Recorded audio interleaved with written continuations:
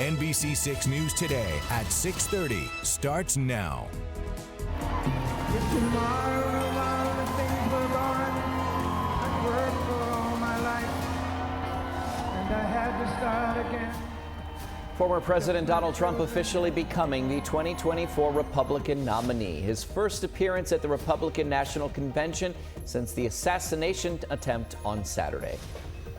The ayes have it, and the motion is adopted. Without objection, the motion to reconsider is laid upon the table. And Trump officially announces his running mate. What we know about Senator J.D. Vance and his political background. The question is, should they have anticipated what happened? President Biden sitting down with NBC's Lester Holt for an exclusive interview. How he's responding to security at Donald Trump's rally in Pennsylvania.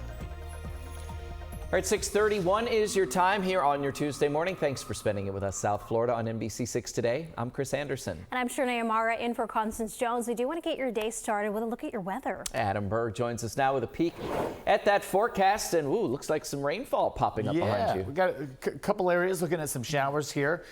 Always looks a little worse than it is when I zoom right into your specific neighborhood, right? But let's say Tamarack, Sunrise, over towards the Sawgrass Expressway. We've been seeing some showers here. No lightning, but certainly some showers. Here's another one that just blossomed. This is Pembroke Pines, right where 91 and 441 are. The turnpike there in 441. And then a little black screen there. And then we pogo down into Miami-Dade County, Country Walk, over to Cutler Bay. It's been a little busy in this little patch. That just shows you how, spotty these showers really are. You got to go a long way outside of Sunrise to find additional showers. And then Homestead will keep an eye on you. These showers may hold together and push in. The Upper Keys looking at a couple of showers as well. North Key Largo down to Key Largo. Last up, Big Pine, looking at a couple of showers passing through there as well. Hey, it's getting a little brighter right now. Temperatures low to mid 80s, already feeling like the 90s. We have a heat advisory in places like Naples there on the west coast of Florida today. For us, hot and humid with feels like temperatures above 100. Not quite heat advisory level, but certainly uncomfortable. And I do think after some of these morning spotty showers and storms, we should be looking at brighter skies second half of the day. Take it through the rest of the week coming up here in just a few moments.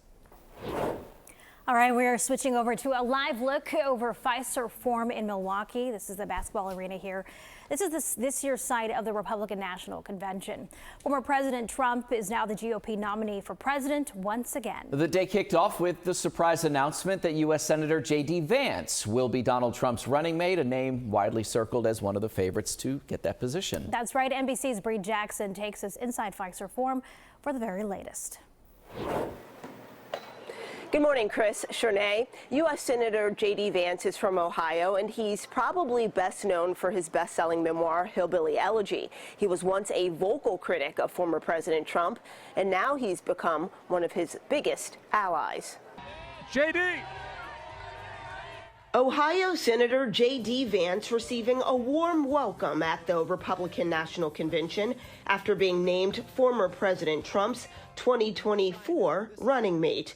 The 39-year-old says he brings loyalty to the ticket. The president can't be everywhere. Even Donald Trump can't be everywhere. So you've got to be a person he can trust, he can rely on to actually advance the agenda.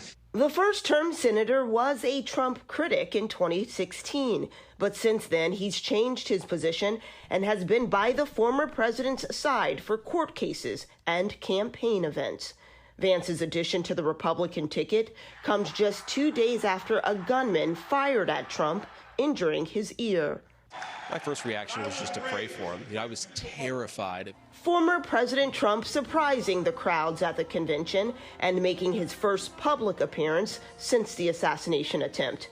On the same day Trump officially secured the GOP nomination, President Biden sat down with NBC's Lester Holt, calling it a mistake to have used the term bullseye when discussing his political opponent. I mean, focus on him. Focus on what he's doing.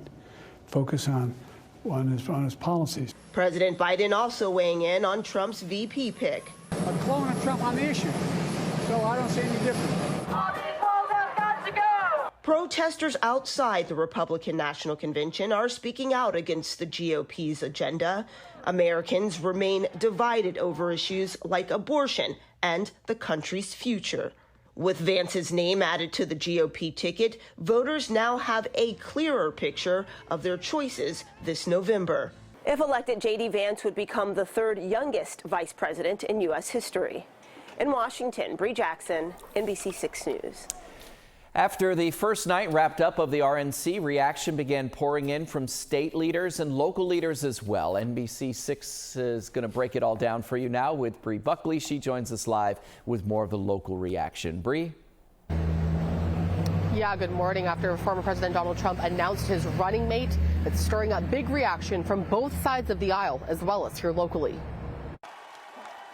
Nearly 24 speakers taking center stage during the first night of the Republican National Convention, many of them from Florida, like Representative Byron Donalds, who spoke on inflation.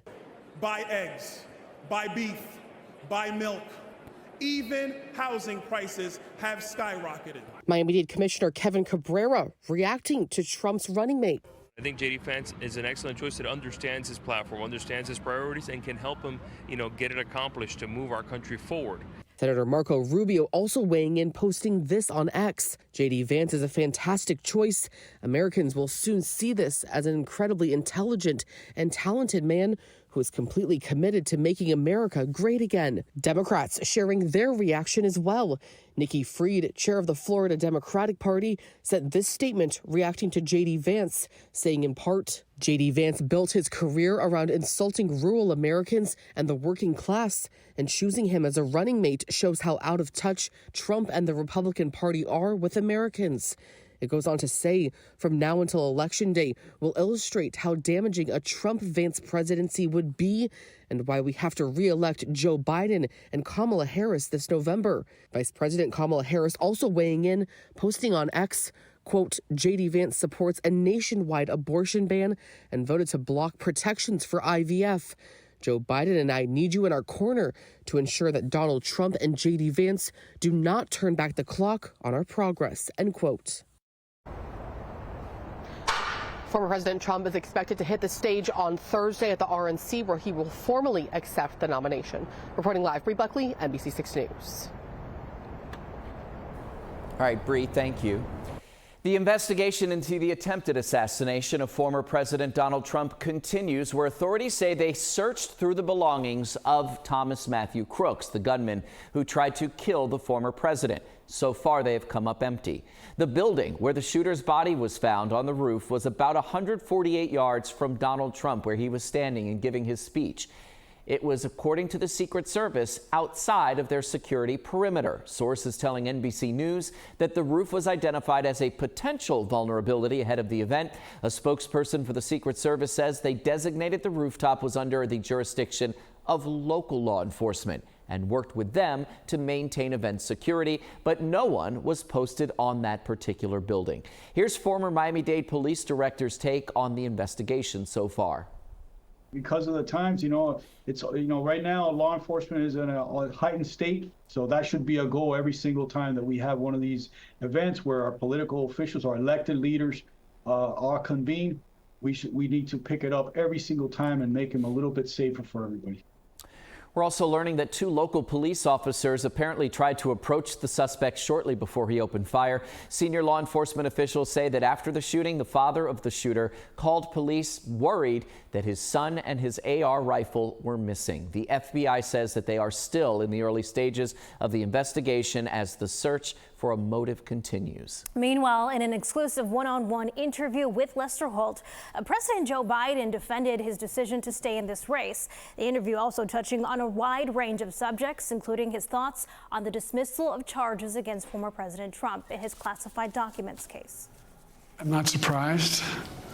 It comes from the immunity decision the Supreme Court ruled on, and Clarence Thomas, in his dissent, said that independent prosecutors appointed by the Attorney General aren't legit. And with the spotlight recently on Secret Service, President Biden also spoke about the agency designated to protect presidents and whether Saturday's attempted assassination was a security failure. I feel safe with the Secret Service, but look, the question is, should they have anticipated what happened? There's a major piece of this relates to domestic, local law enforcement. They play a large role. And so it's a different I'm not saying they weren't competent either. I'm just saying it's a complicated process. Biden's interview is the latest in a series of events, rallies, and other interviews he's done since his poor performance during the debate with former President Trump on June 27th. Some Democratic lawmakers have questioned whether he has the vigor needed to defeat Trump in November. Voters in Broward County, you can soon expect to get your ballots in the mail if you so requested. Today, more than 200,000 of those vote-by-mail ballots will be sent out to voters with requests on file for the August 20th primary election. Now, here's a reminder. It's an important one. You have until 5 p.m. on, I got to rewind this because I didn't get the date. You have 5 p.m. on August 8th to request that vote-by-mail ballot in case you want to vote by mail. Stay with NBC6 as we continue bringing you coverage of this year's election on air, online, and throughout our network of digital platforms. All right, well, the fallout continues after a chaotic Copa America final. The dozens of arrests made and the fans now demanding a refund. Traffic definitely picking up right now on I-95 at Cypress Creek Road in Broward, but traffic's still flowing just fine. No major issues in Broward. Miami, same thing in your area. There is an accident, though, on the turnpike heading southbound. Right at Eureka Drive, the off-ramp is blocked there, but traffic is still flowing right now as it looks like it's just fine on the turnpike at Southwest 117th Street, but definitely something, 17th Avenue rather. So something to definitely make sure to plan ahead if you have to head out in that direction because delays are probably going to start to build up in that area. All right, other than that, things are looking pretty good. All right, here's what's coming up ahead on NBC6 today. We'll be right back at noon with local news. And then at 2 p.m., Dateline Daytime. Then our evening local news kicks off at 4 o'clock. And then at 8 p.m., America's Got Talent auditions continues. We'll be right back.